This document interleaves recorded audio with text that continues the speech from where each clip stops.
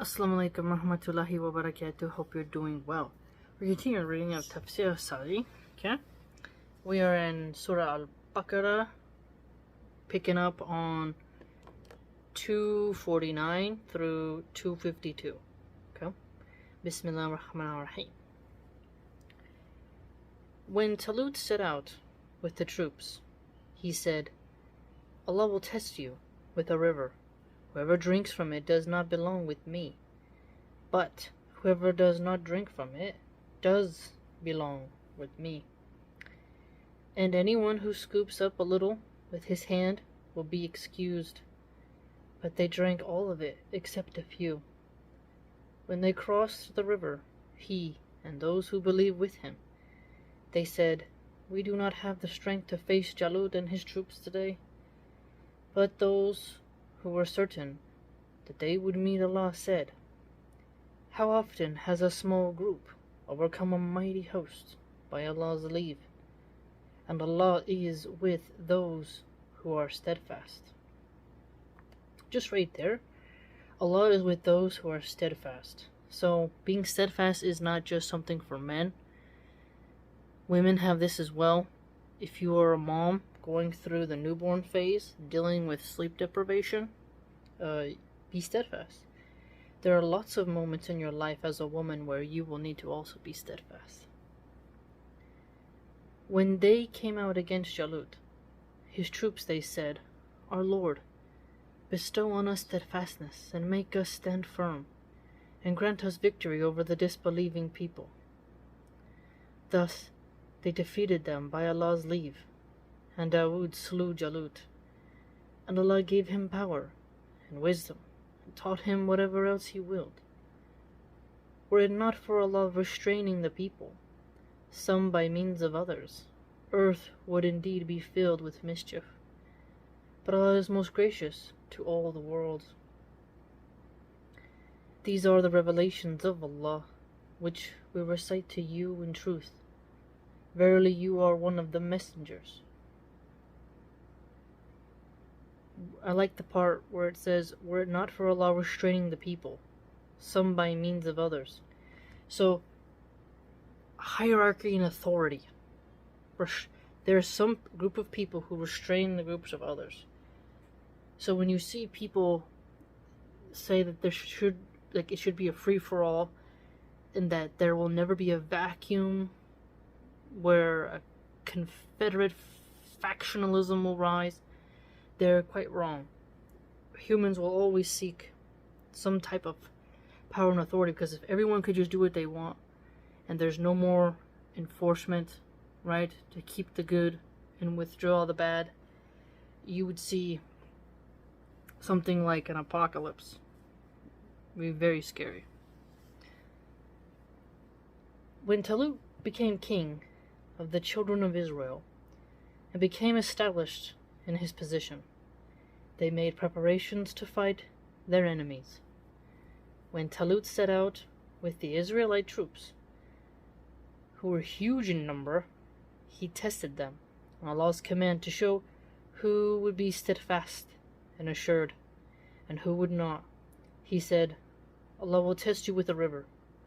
Whoever drinks from it does not belong with me, because he is disobedient and cannot follow us because of his lack of patience and steadfastness and his disobedience. So here you see an interesting example. Thirst. During Ramadan, we don't take in water.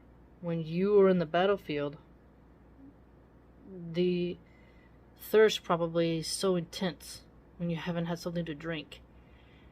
The ability to stay in formation and follow orders when your body is craving something else isn't easy. So here you can get an insight to also military training in a way, because if you watch how some Marines are trained, they're placed, they interlock arms and they lay in the cold water, and they have to try to survive with the waves crashing on them. Like the training they do, it's like to help them endure, become very strong. So when you think about this river, at first it may seem trivial, but if you think it's trivial to take a scoop of water, you're letting your guard down, you break formation, you distract. It shows that you couldn't put your thirst at bay. There'll be times in life where you have to still maintain the mission even though you're thirsty. So you can get a lot of examples from this. And anyone who scoops up a little with his hand will be excused, and there will be no blame on him for that. It may be that Allah will put blessing in it, and it will suffice him. The test indicates that the supply of water was little, in order to test them. The majority of them disobeyed him, and drank from the river in the manner that was forbidden, and they changed their minds about fighting their enemies. Their lack of patience in refraining from the water for a short while offered the greatest evidence that they had no patience for the fight, which would be lengthy and would involve a great deal of hardship. So lengthy, great deal of hardship, that is something that is forgotten often. Our elites send others to fight for them and ignore them when they come back with immense mental issues. And so citizens who don't enlist in the military, it's easy for them to be warmongers when they're not going to be the ones who deal with the hardship and have to have strong patience. So when this is like a filtering, seeing who is the cream of the crop, we see a unique way that the testing and measurement of a soldier, of a person, of a believer is examined. The results overall, Their turning back from the rest of the army increased the trust in Allah of those who remained steadfast, and made them more earnest in beseeching Him, humbling themselves before Him, and declaring that they had no power or strength of their own. It also increased them in patience, because they were few and their enemies were numerous. So when you think of that, when you have this solid unit of elites in terms of their strength and drive and grit, the brotherhood aspect probably really comes out. It reminds me of like the 300 Spartans in history, but also cinematically. Also, like when Jon Snow says, "Hold the tunnel," and the wildlings are like so many, and he sends down a crew to hold the tunnel from the larger ones. There's a giant who breaks in, and they defeat the giant. But essentially, my point is that people who follow orders, even when they're few, and they still come out victorious, it's a good example. But that doesn't mean you're reckless, right? Like if you're 5 people and you're going up against 200, there could be some, like a rescuing thing that comes in and saves you, but you still gotta be brave and know when to strategically retreat and regroup and when to keep going. So I think this is a very unique example in Islamic history. Hence Allah Azza wa Jal says, when they crossed the river, he, that is Talut, and those who believed with him, namely the ones who had obeyed the command of Allah, and had not drunk from the river, which was forbidden, they realized how few they were, and how numerous their enemies were. They said, that is, many of them said, we do not have the strength to face Jalut and his troops today, because they are so numerous and so well equipped. But those who were certain that they would meet Allah, who were people of steadfast faith and deep certainty. So what did we see here? Steadfast faith, deep certainty. Things that we have to have, build upon. Not easy, but possible. They sought to reassure the rest of them, calm them down, and instruct them to be steadfast. So notice this. Those who are steadfast in faith, they're deep in certainty, they should reassure people, help them to feel calm, and be steadfast. So it sounds like a very motivating force, right? How often has a small group overcome a mighty host by Allah's leave? That is, by His will, for all matters rest with Him. That one who has real honor is the one who is honored by Allah, and the one who is really humiliated is the one who is humiliated by Allah. Hence, large numbers are of no avail if He forsakes you, and small numbers do not matter if He helps you. It's a hard thing for us to understand if we've never how do I put it? If you haven't been in that situation, it can be hard to grasp the immense fear that grips somebody when they see the cohorts of a giant horde, you know? When it's not them charging down the hill at you, and you have to stand there and take their blows. You know? Think about that. You're standing there, you're infantry, and here comes a cavalry just coming at you full force. There's a scene in The Mummy. I think the guy's name is Vinny. And O'Connell, the main character, he's at some place in Egypt. I forgot the name of where they were. And he goes, "Are you with me?" And there's the Magi who are coming to chase away the Americans and the British from that ancient Egyptian burial ground where the mummy is. And O'Connell has his weapon pointed at the Magi who are coming to scare them off, and they're like they're coming hard, right? And here's O'Connell, and he's like, "You with me?" And Vinny's like, "Yeah, I'm with you." And he's like, "Okay." And then all of a sudden they come closer, and then like Vinny starts running. It's so funny. And one of the coolest parts is like where O'Connell is running, and all these fighters are coming in, and they're like, and like they're trying to slice, and there's horses, and there's like just pure chaos. And Vinny runs and hides, and he's such a coward. And O'Connell's like, "Don't you close that door! Don't you close that door!" And then he closes Benny or Vinny? Yeah, I think it's Benny. And he closes the door, and O'Connell's like, "Oh!" And he's like, "Oh!" He closed the door.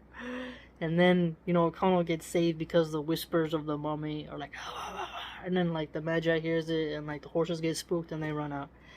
But so many times in that's why some movies can be actually pretty cool, because we won't experience that type of fear, but a great actor, great directors, and whatnot, they can make you understand slightly what that is like by eliciting the point and putting it in your imagination. So when you see here steadfast certainty,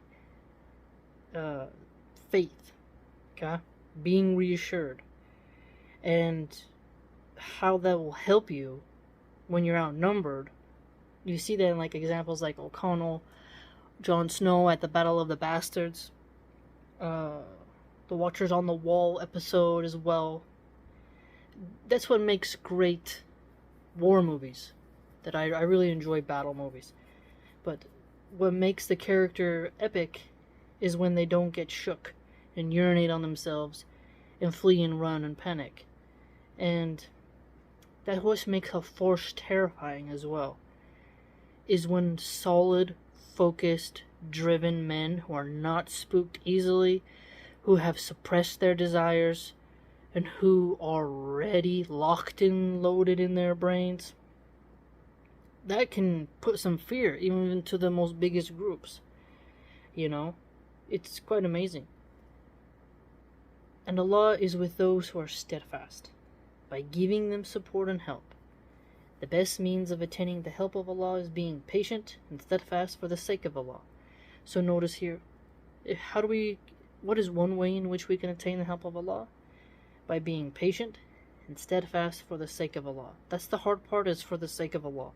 Remembering that, in my opinion. This exhortation had a great impact on their hearts.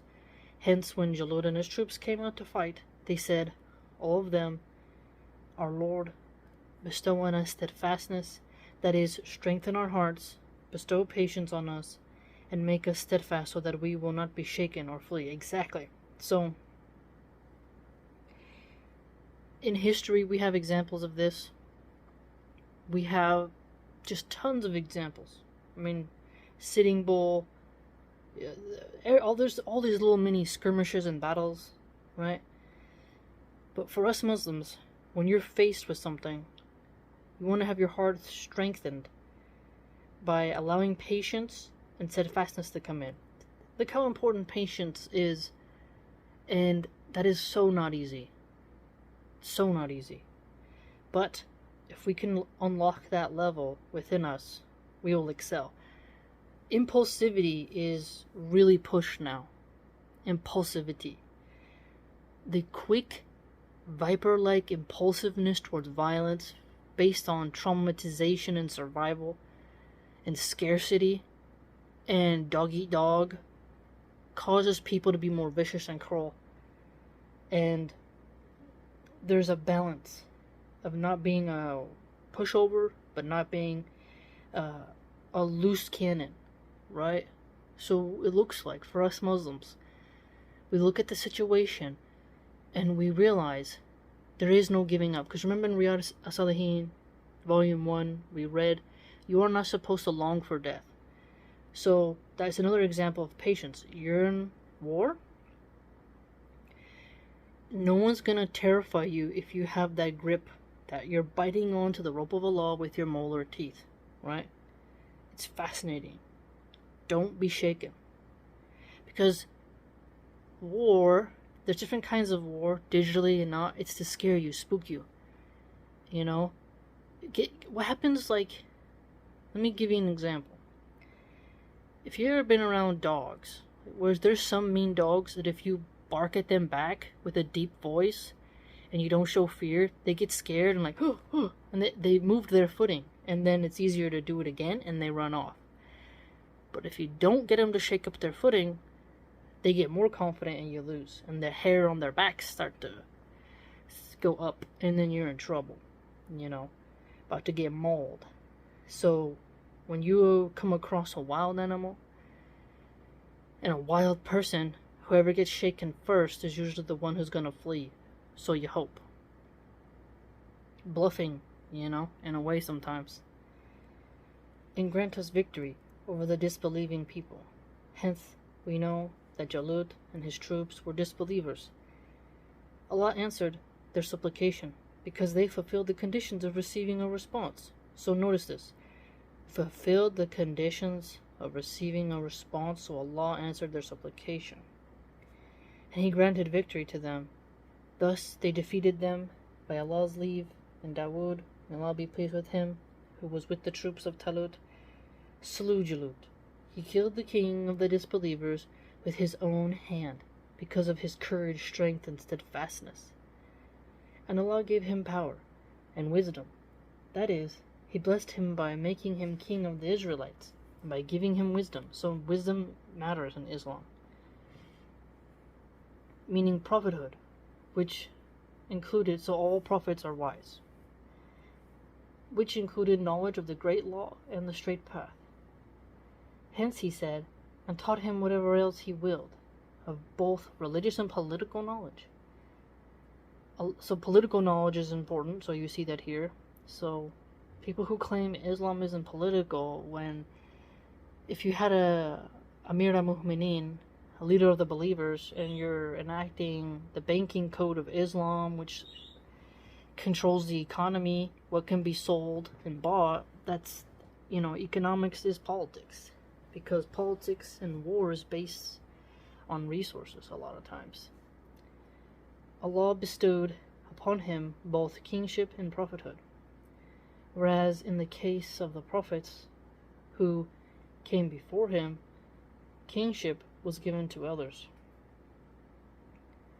When Allah Azza wa Jal granted them victory, they felt secure in their land, and they worshipped Allah in safety and with reassurance, because they had defeated the enemy and had gained power in the land. All of this was the result of jihad for His sake. So, what do we see here? The result of jihad for the sake of Allah, you get power in the land. Otherwise, they would not have attained that. Hence, Allah Azza wa Jal said, were it not for Allah restraining the people, some by means of others, the earth would indeed be filled with mischief. So you do see, okay, well, hold on, there's another thing I just thought of right now. Okay, people will say, why do we have to be controlled, man? You know, we should all be free to do what we want, man. Okay, you think you don't need parameters? You think you don't need regulation? You don't think you need governing? The government governs you. The type of government you have is what is key here. You want to prevent mischief. Therefore, you need a governing, regulating body. Right? Islam has the Sharia law. We have our frame. We have our boundaries.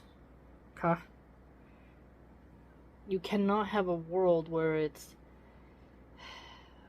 there's no federalized system. There's different levels of governance, but either way there must be something. That is, were it not for him restraining by means of those who fight for his sake the plots of the evildoers and the transgressions of the disbelievers, the earth would be filled with mischief as a result of the disbelievers gaining control of it and establishing the rituals of disbelief, and they, the disbelievers, would prevent them, the believers, from worshipping Allah Subhanahu wa Ta'ala and practicing His religion openly. Perfect. What do we see here? Mischief resulting from the disbelievers gaining control. Perfect example is, let's take public schools in America. Boys, if they identify as female, they still got their twig and berries, can go into the locker room, and the school, the liberals, are forcing your daughter to undress in front of a boy. If she complains, she's called transphobic and she might be harmed by the secular liberal disbelievers. Okay? The government also is making some homeschooling illegal. So they want to force your daughters into bathrooms and locker rooms with boys and having graphic sex education. Not talking about marriage and important things like that of homemaking and being a nurturing wife. No. It's, here's these graphic adult books, which I have seen. Okay, I don't like libs of TikTok. She's a Jew, I found out. She's a Zionist, sadly. But if you take her personality aside and you just look at what she reports, she's doing work that is very valuable for us Muslims to see what's going on.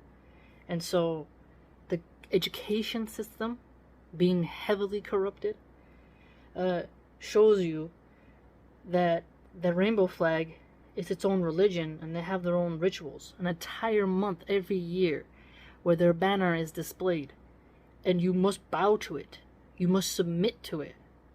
Okay? And it's hung in the White House, okay, next to the American flag. A flag that represents sexual orientation, sodomy, pushed on children. Okay? And the eunuchs, so little girls wanting to have take off their breasts, right? Double mastectomy, and having their uterus taken out, and boys becoming eunuchs, okay? That is represented on the trans flag and put in schools to put that in their head that that's something they can do surgically, and which will have medical consequences.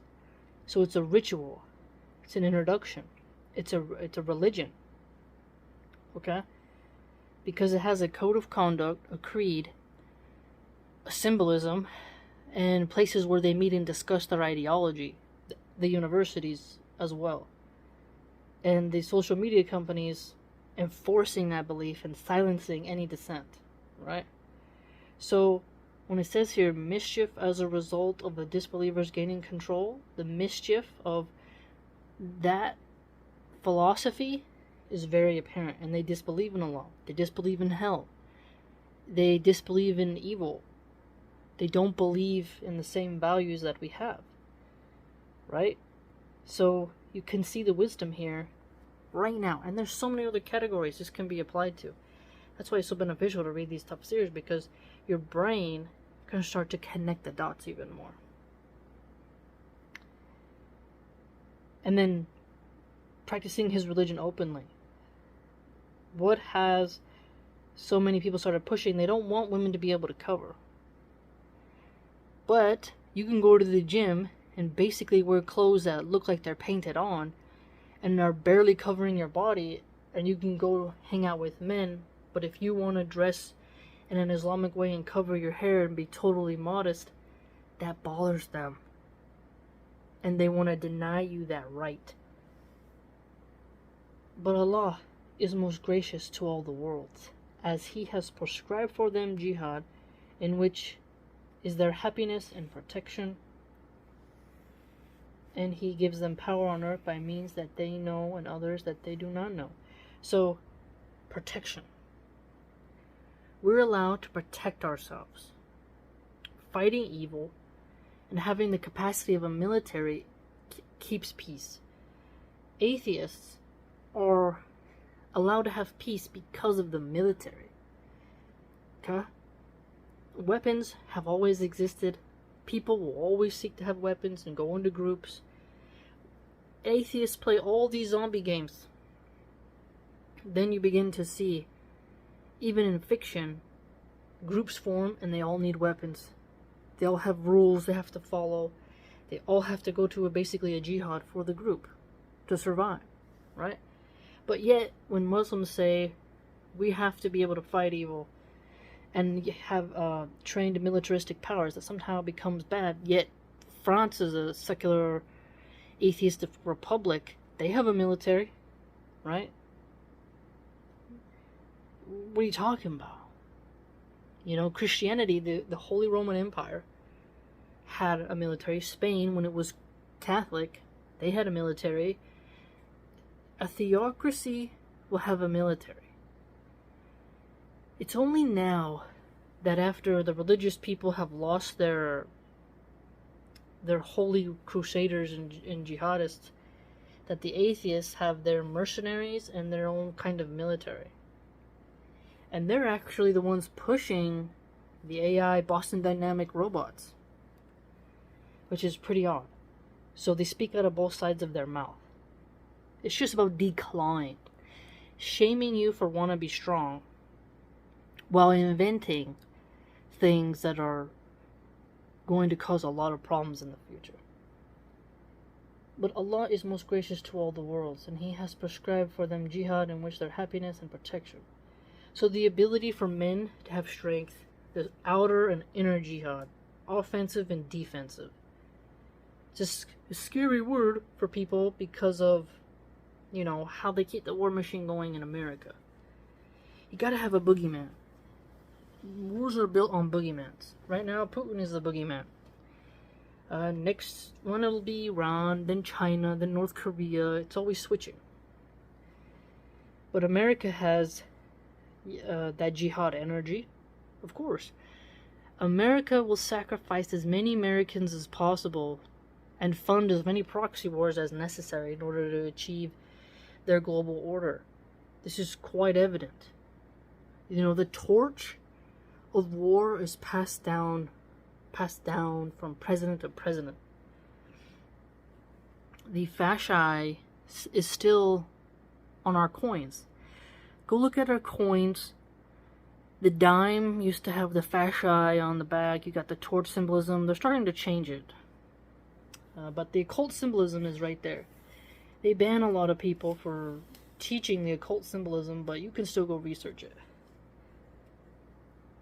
Then Allah Azza says, "These are the revelations of Allah, which we recite to you in truth. That is, in truth, concerning which there is no doubt. This implies that we should think, learn, and see things as they really are." Exactly. Verily you are one of the messengers.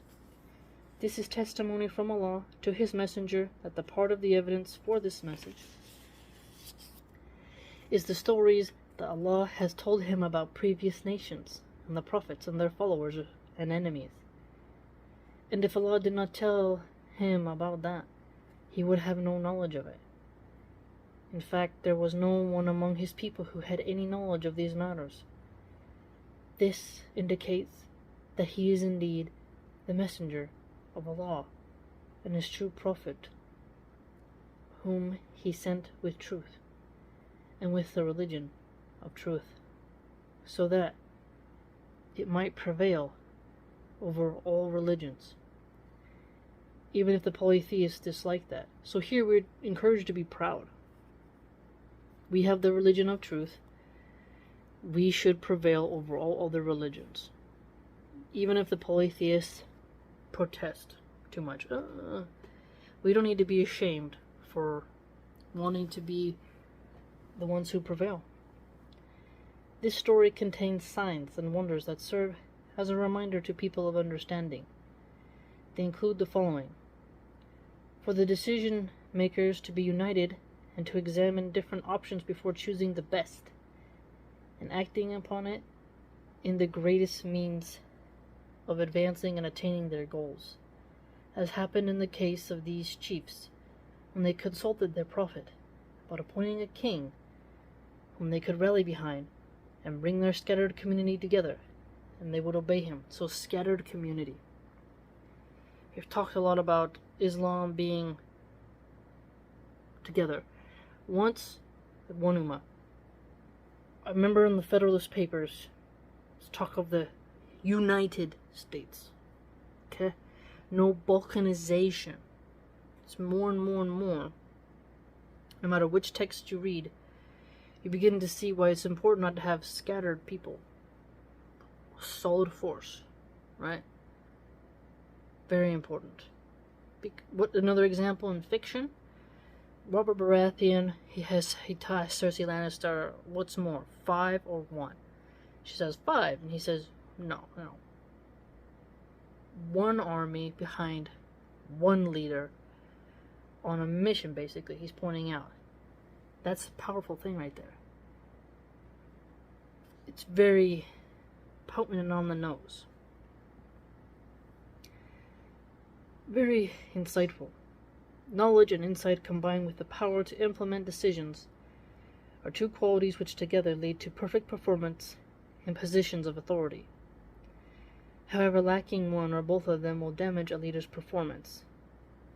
Here, there's other ones, but I won't read the last couple ones because they just hit on the same point. But it's important for us to remember that it's okay for us Muslims to be strong. It is okay for the Muslim woman to talk of a sort of stoic steadfastness, especially when she's put through the test with a pregnancy. Because remember, in the Quran points out how women bring up children with, pain and difficulty, and why you should respect your parents, right? Oh, your mother brought you up in, I can't remember the exact wording, but in hardship and pain, basically pointing out what your mother went through to keep you alive as a baby.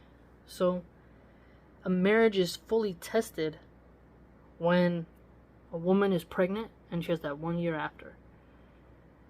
She goes through hormonal changes. She can get an infection from her C-section. It is difficult. Very psychologically as well for women. First-time moms, doesn't matter. Third, fourth kid, each kid brings a new trial. And if your child is ill, has a surgery, a disability, your mind is racked. So it's totally okay for women to have that language of steadfastness. Okay? Very important. Such a great tafsir. I hope to read many more variations of tafsirs as well. But remember, Islam will help to get rid of mischief. We need to have deep certainty of our faith, get close to Allah, not lose hope. See here, they're told don't lose hope because of the outnumbers. Who do you have? Red pill Muslims are doing what?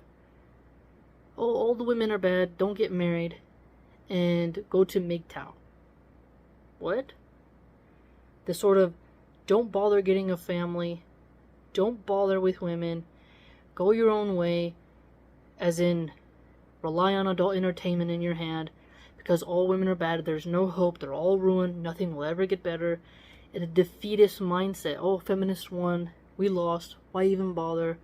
You know, give up, end your bloodline, get a vasectomy, don't have kids. Think about it. We cannot have the language of feminists and liberal and atheists and occultists have won. No. We may be on the ropes right now, getting pummeled,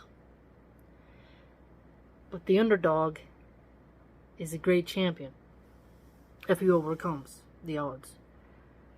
And Allah is with those who are steadfast. We know it. Allah will help the believer prevail. And every good deed has a reward in paradise waiting for us. Islam gives you strength. It does. It's quite clear. I hope you enjoyed, and if you'd like to join my blog, it's www.subscribestar.com/Milahan Archive, and I'm fundraising for a bookshelf and a wooden panel divider. And so if you could help with that, it'd be wonderful. I don't like using a credit card, and I don't want to buy something super cheap because it'll break. Kids climb on things, they get knocked over. Something sturdy lasts longer. And so those products are a bit pricey, but well made from the reviews I've seen. So if you can help with that, it'd be great. And you'll see them used in videos, so you know the money will be going there, and I'll let you know when I got it. Okay? Take care, and see you next time.